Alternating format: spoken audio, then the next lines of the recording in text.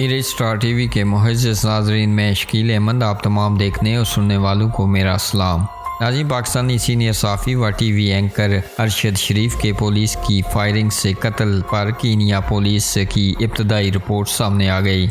Kenya police की report में कहा गया है कि अरशद शरीफ की गाड़ी इनका रिश्तेदार चला रहा था। मकादी हाईवे पर पुलिस ने छोटे पत्थर रखकर रोड ब्लॉक किया था। केनिया पुलिस की रिपोर्ट में बताया गया है कि अरशद शरीफ की गाड़ी रोड ब्लॉक होने के बावजूद नहीं रुकी। पुलिस अफसर ने कार न रुकने पर फायरिंग की।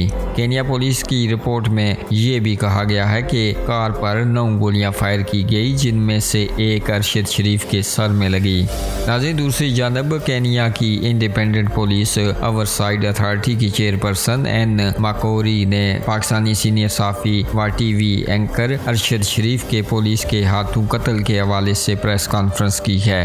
इनका कहना है कि गुज़िश्ता शाम कंजियाडो में एक पाकिस्तानी को मुबीना तौर पर पुलिस ने कत्ल कर दिया। रिपीट रिस्पांस टीम जाए हादसा पर भेज दी गई है।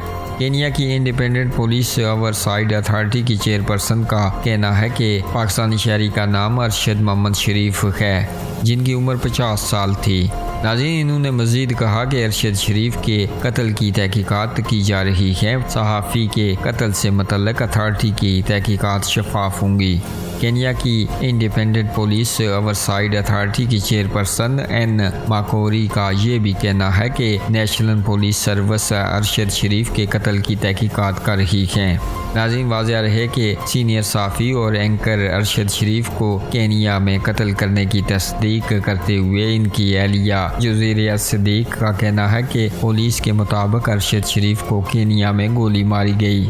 अरशद शरीफ कुछ रोज़ पहले दुबई से लंदन भी गए थे और फिर केनिया चले गए थे। नाज़रीन, इस अफसोसनाक खबर के हवाले से आप भी अपनी राय का इजहार कमेंट बॉक्स में ज़रूर कीजिएगा और मज़ीद खबरों और अपडेट्स के लिए हमारे चैनल को सब्सक्राइब कीजिएगा।